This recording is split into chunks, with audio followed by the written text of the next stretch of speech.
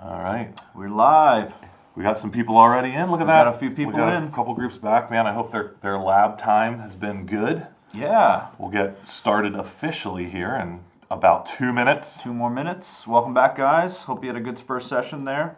I would love to hear what songs they played in the background. If you want to put that in the chat, like the name of a song that you guys listen to, right? During their the time of worship. opening worship time. Yeah, what's the go-to? What is the go-to worship?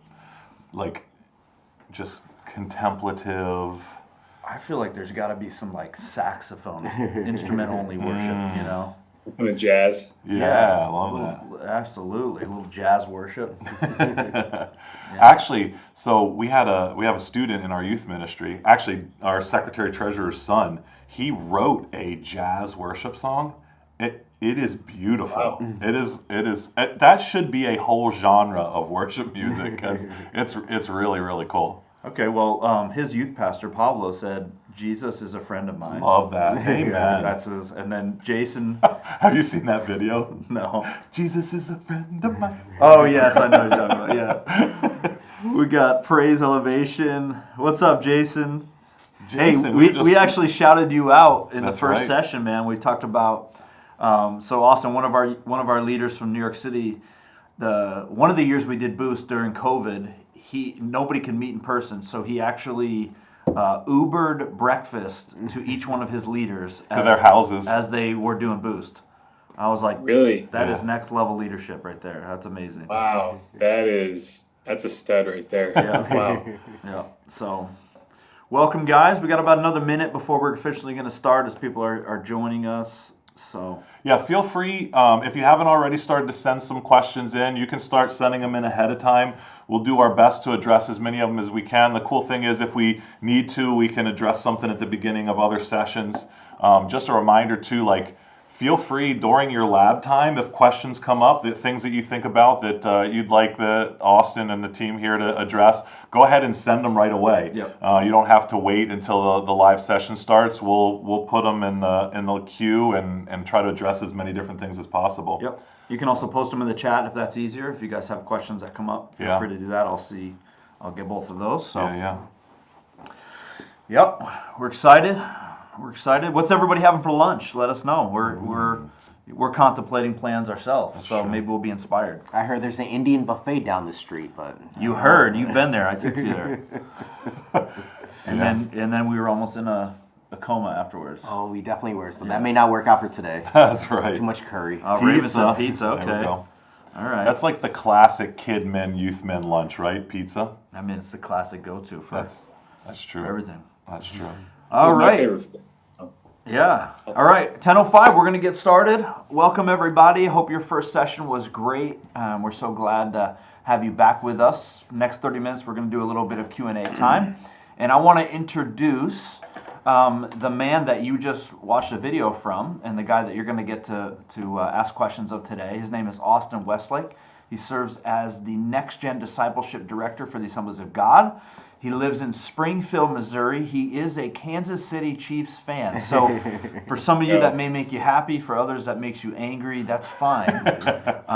Today We can still learn from him. we can still learn from him, guys. Right. So, Austin, in a second, I'm going to have you introduce yourself. But before I do, just a reminder, if you guys have questions, feel free to text those in at any time or put them in the chat. We'd love to ask and get those to Austin. So, Austin, welcome to Boost 24. We're so glad you're with us. And share a little bit about yourself before we dive into some questions.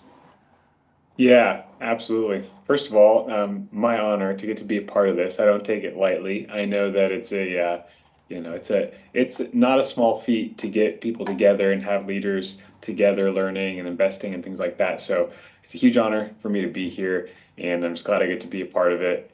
And you are right, I am a Kansas City Chiefs fan. I grew up 12 minutes from the stadium in Kansas City. So we've lived in Springfield now since 2018, but prior to that, most of my life was spent in Kansas City. So I'm a real Chiefs fan. I cheered for us when we were bad, not just when we were back in the day.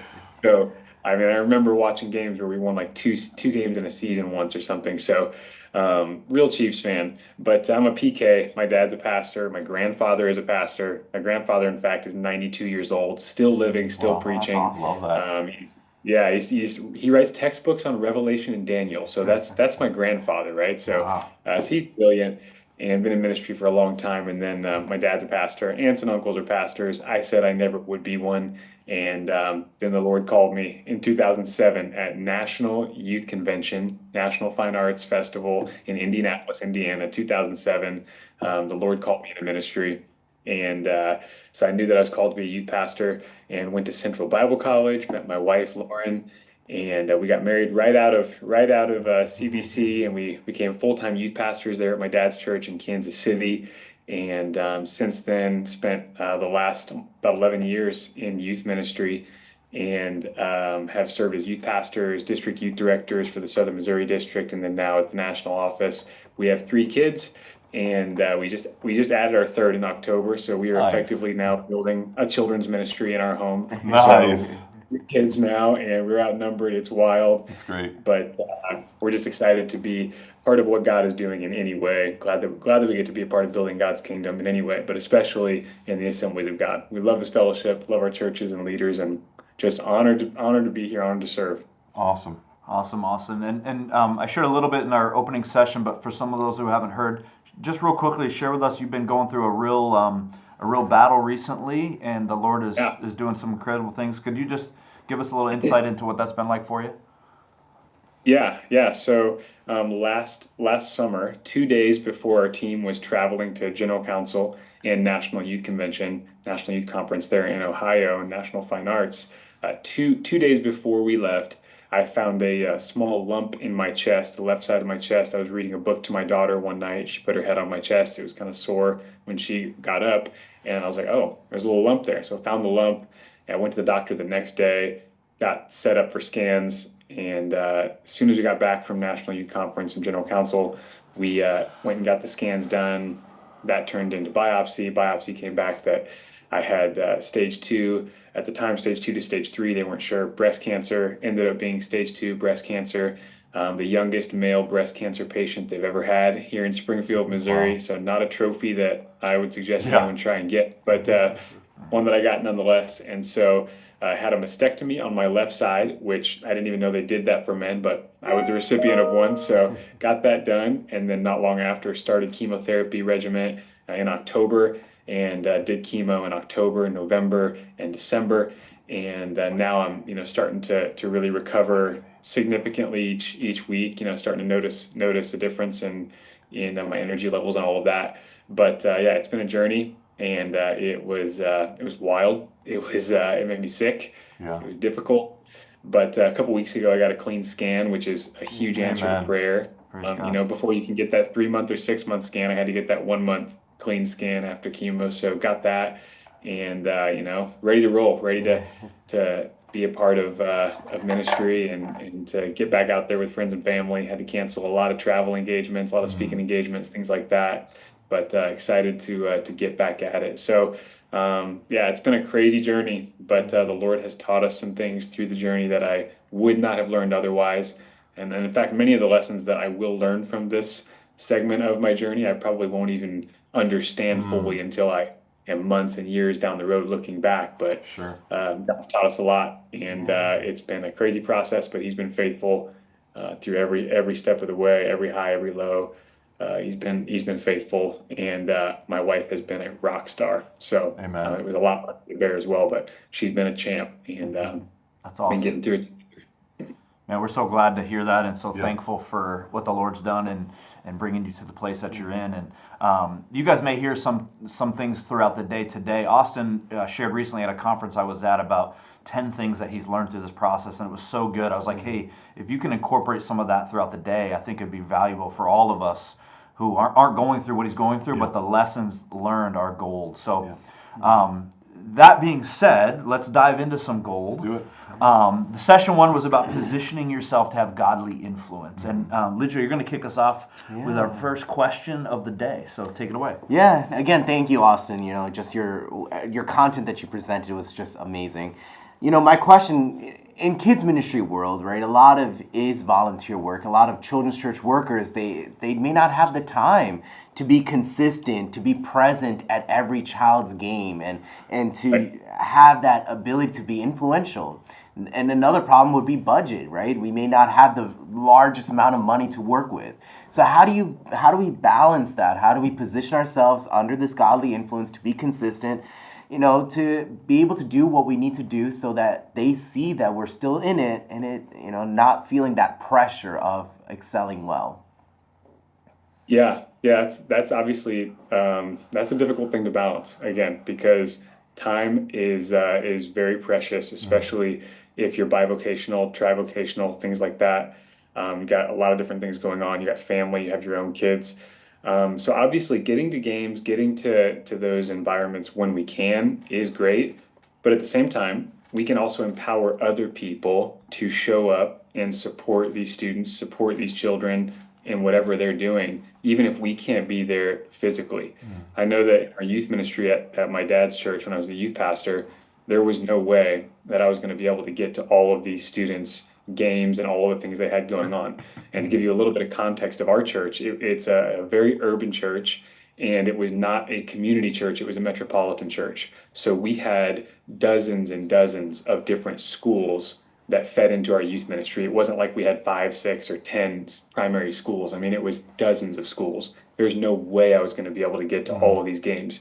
But I would have students bring their schedule to their game or their choir performance, whatever it is, to the church. And we would have other people in the church, other leaders, go and support them, even if my wife and I couldn't go or if another leader couldn't go. So essentially reproducing ourselves in other people and sending them on behalf of the church, sending them on behalf of us and our team, it still goes a long way, because that student and their family still knows this person, they were involved, they were there.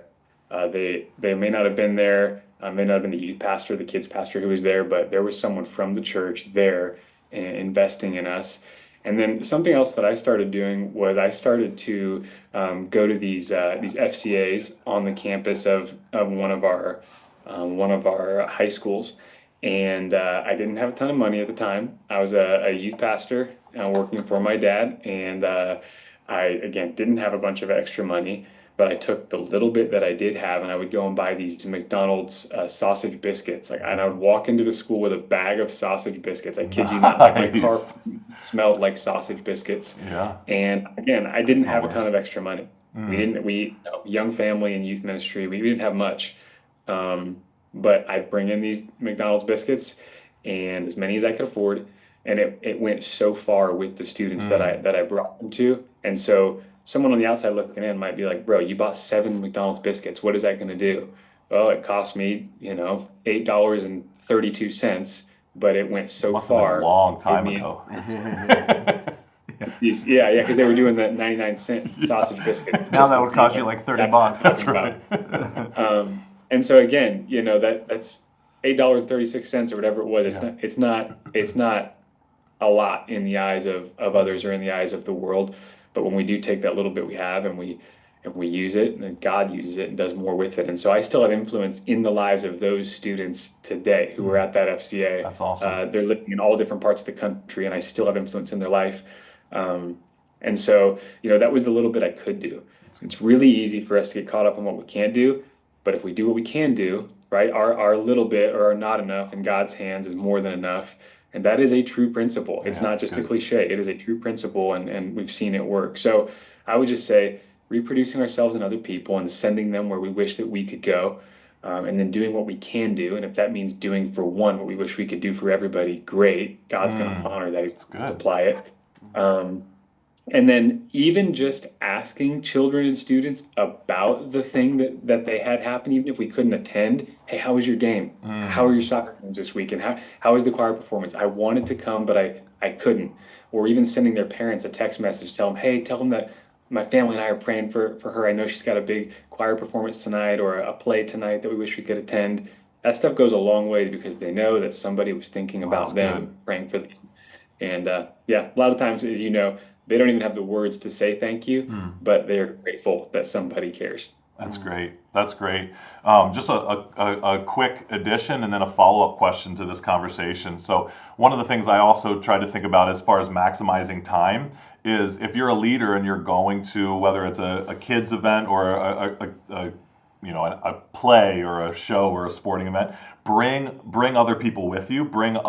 Maybe invite other students or families to go with you. Invite other teenagers to go with you, because then not only are you there to support the person who's doing the thing, but you're also now maximizing that time with the other students or the other kids or families and stuff that are with you. So it's almost like a little bit of double dipping, so to speak, on your experience. So bring people, don't go alone, bring somebody along with you. That's even a good principle with bringing other staff and leaders. If you're trying to invest in other leaders in your group and things like that, go together. My daughter was a recipient of that. She just had a big indoor track meet, and our youth pastor, Pastor Pablo, and a bunch of the staff and students show up to support her. And then, of course, they're sharing life together during that as well. So my follow-up question to this then, Austin, and for you guys as well, is you had a section on asking the right questions. So again, thinking about if time is a limited resource and we want to maximize that time, help us think through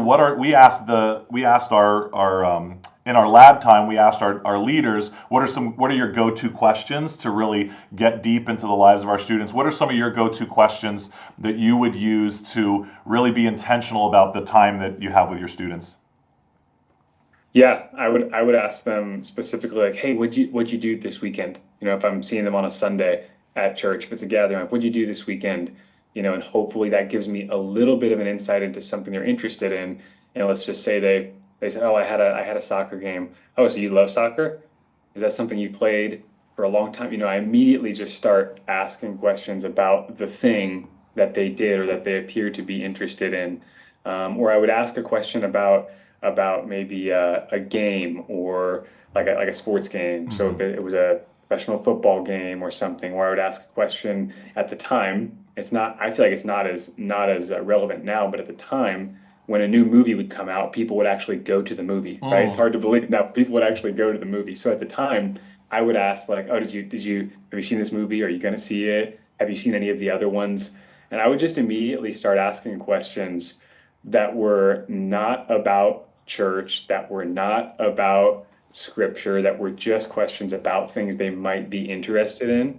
And I found that if we ask questions about the things that they're interested in, it opens the door for us to have conversations with them about things that they should be interested in, right? Or that will have an eternal lasting impact on their life.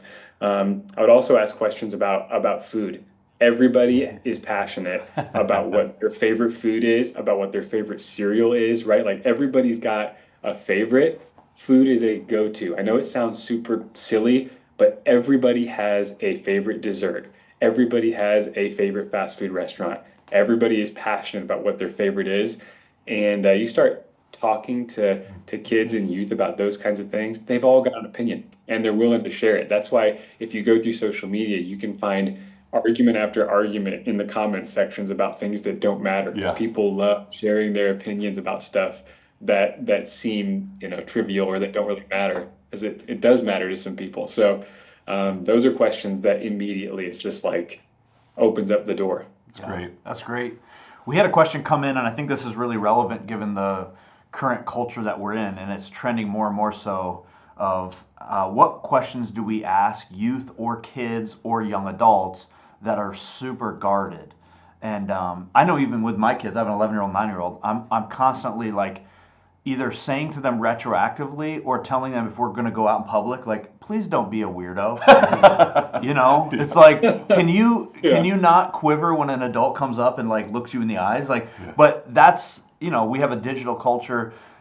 Sometimes this gets really more and more difficult, and it's probably even heading that direction. So any suggestions for those students or kids or young adults who are just super guarded, super like difficult to break through? Is there some tips or tricks that you would have? Usually there's some hurt involved too that puts up those barriers, so you got to kind of break through those things as well, right? I know with your kids that's definitely true. So That's right.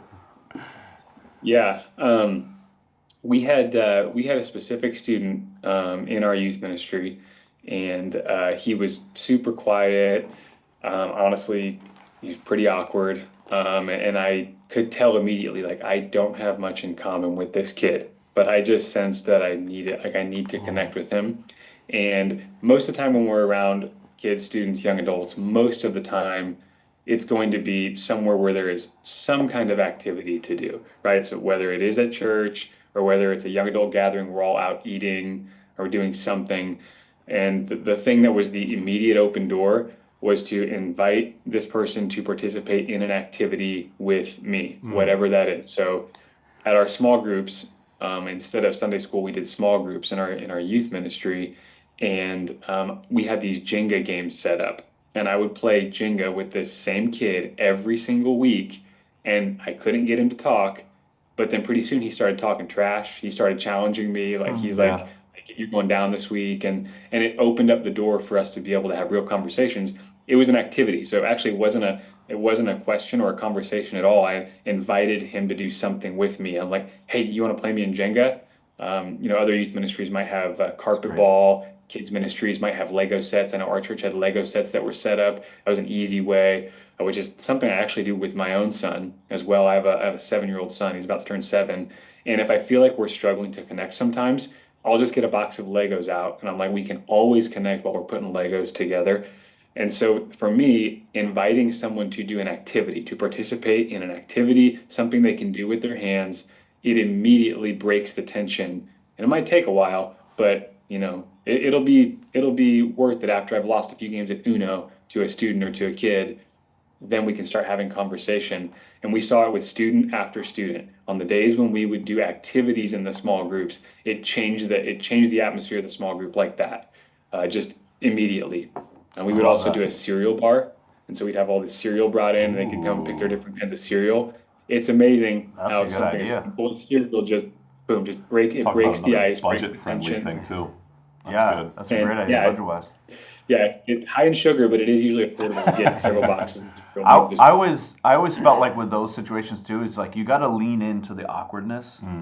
It's like I know it's uncomfortable, but if you just tell yourself like, man, this is gonna be so uncomfortable, but I have to embrace that, and I would try to make it a challenge to myself of like, no, this kid will not break me. I will figure out what the thing is that I can connect with. Yeah, I one of the things that I've found too, especially kids who who are more guarded, like bombarding them with a question right at the start is overwhelming for them. Which I think, Austin, as you were saying, like establishing it around something that's already, even if it's not verbal communication, there is a level of communication taking place is a big win. Yep. And so another recommendation with that as well is start with an observation versus a question. Like, hey, I noticed X, Y. Like it almost allows their brain to get a quick start before you start to go into some questions. So you notice a kid is wearing a Buffalo jersey or whatever, and you're like, hey, I noticed you're wearing a Buffalo jersey. And then like once the observation, their brain gets to refocus. They're like, oh, there's communication happening here. And then you can kind of start to ask some questions as well. I think helps prep some of those students who have a tough time with communication to kind of get into it a little bit. Yeah, that's really good. I would agree with that too. With making an observation.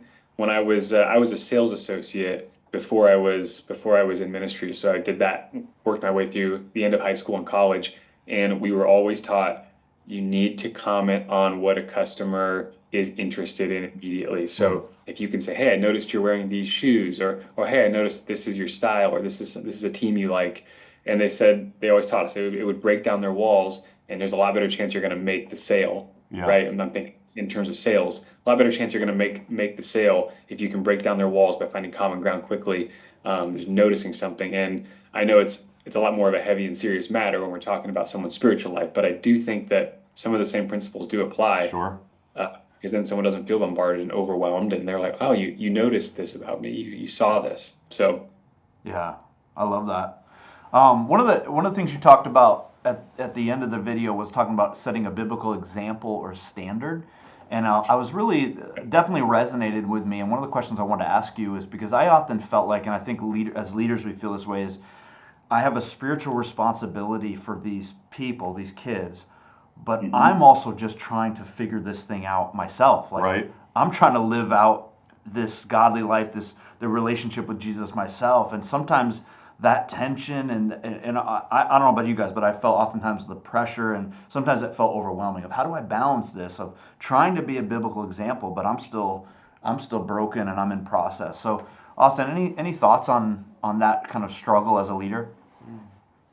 Yeah, I do think it is. I do think it is a process and it is a struggle. And I can think back, as well as all of you probably can, to 50 times where I'm like, well, I messed that one up, and I shouldn't have acknowledged to my students that I listened to that song or that I had seen that movie or whatever. Like we've all had those moments, but I do think that after learning from those situations, and when we do have opportunities to demonstrate that, hey, I don't go here anymore. I don't watch this anymore. I don't listen to this anymore. This is my standard of living. This is what I've set for my household. I think that children and students grow to respect that a whole lot more than the leader who's just trying to be relevant and trying to be interested in all of the cultural things of the day and all of the things that they're interested in. I think it challenges them and helps raise them and helps them want to raise the bar and go to a higher level with their faith. And so if I look back at the leaders that I respect the most, I'm like a lot of times, like man, they had a standard of holiness and they weren't willing to compromise. And so while it is attention and we're all trying to figure it out as well, I think in a given week for around students, there are many moments where we have the opportunity to be like, yeah, I don't watch that, or I don't really engage with that. I'm not judging anyone who is, but I don't need that in my life. I just feel like God's called me to do this. And I think sometimes we're too careful even to talk about some of the standards that we live to and some of the disciplines that we have. But I think it's a testimony of what God's doing in us when we can tell someone like, man, I gotta get to bed early. I can't go out tonight. I gotta get to bed early because I gotta be up to do my devos in the morning. I gotta make sure I'm spending time with the Lord. Like it's not a flex to talk about the things that we are doing to build a life on the foundation of the Word. It's not a flex to talk about some of our spiritual disciplines. We're setting an example. And so I think sometimes we, in an effort to sound humble, we don't talk about it enough. The fact that we read through our Bible in a year, or that we spend X amount of time in prayer each day. We have to demonstrate it, right? And these students and children are not with us 24/7. So at some point, I think it's good to talk about some of that stuff. Especially in kids ministry, where like these kids want us and desires us to be real and to be authentic with them, because they see past all the facade. For them to feel safe, they want us to see that real person and setting that example. And to Jared's point too, it's sometimes the hardest person to pastor is myself, right? You know, like what's my prayer life looking like? What's my worship life looking like? What is those disciplines looking like? But as you said, we have to be authentic and real, and say, hey, I may not have it all together, but I'm in that process of spiritual growth. Yeah, and that communicates the gospel to these kids, right? Like both kids, youth, young adults, like this idea, we can easily get the perception that once I become a believer of Christ, then I'm not supposed to struggle with sin any longer. I'm not supposed to have, burdens any longer, which obviously is completely false. But like as we continue to go through a process of sanctification, living our life in relationship to Christ, so that's why I'm like huge proponents of being the first one to seek forgiveness, being the first one to be vulnerable and honest and all those sorts of things. And then that obviously applies to our own family lives as well, and our primary discipleship groups, which is our immediate family in some ways too, right? Yeah.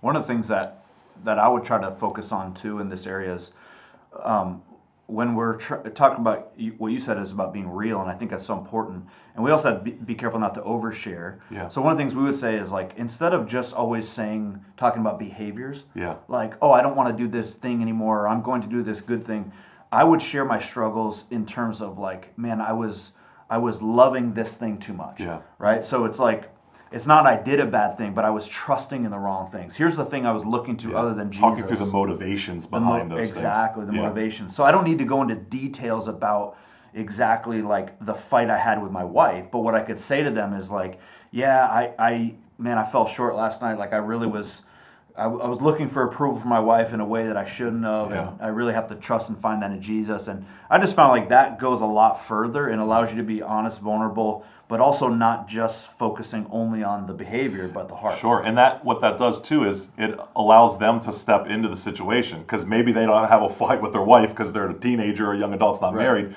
but I struggle with pride all the time. So like I apply it to my situation, my circumstance, and then it makes that connection more meaningful as well, right? Yeah, absolutely.